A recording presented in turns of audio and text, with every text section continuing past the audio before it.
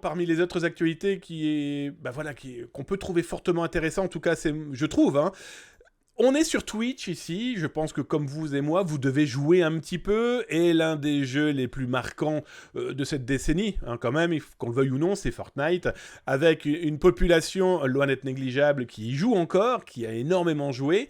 Et ce sont trois familles qui ont déposé plainte contre Fortnite parce que leurs gamins, ont acheté un nombre exponentiel de cette monnaie virtuelle, hein, le Bucks sur Fortnite, qui vous permet d'acheter des habits, des avatars, des danses, etc. On a 3 mômes qui ont dépensé plusieurs milliers de dollars. Il y en a même un, il a dépensé 6 000 $. Alors, le dollar canadien, hein, c'est quand même une roupie de nord-américain. Il faut compter 4 000 €. Je taquine toujours parce que ne pensez pas que le 6 000 $ canadien, ça fait 6 000 $ américains, par exemple. Hein. Toujours est-il que 6 000 $ canadiens, c'est un petit peu plus de 4 000 €. Eh bien, les gamins ont acheté beaucoup, énormément, etc., etc. Et donc là, les parents ont dit stop. Stop, oui, ils ont considéré que c'était coupable était Fortnite. Ils n'ont pas du tout mis en doute le fait qu'ils n'ont pas du tout contrôlé leurs enfants, que l'un des cas explique que l'un des mômes a joué plus de 7700 parties de Fortnite en 2 ans. Ouais, mais les parents, vous êtes derrière vos gamins ou vous n'êtes pas derrière vos gamins? Donc, considérant qu'ils étaient de parfaits parents, donc du coup, c'est pas les coupables, c'est pas les enfants, c'est Fortnite. Et donc, du coup, tout le monde au tribunal, paf. Et donc, Fortnite et son éditeur Epic Games sont poursuivis.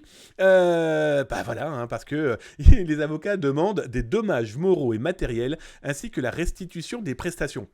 Grosso modo, les avocats demandent le remboursement de ce que les enfants ont acheté, et puis il y a un dommage moral. Hein. Alors on ne sait pas pour qui. Pour les enfants, je pense qu'il doit y avoir un énorme dommage moral, parce que s'ils ils peuvent plus jouer à Fortnite, ça a dû être très dur pour eux.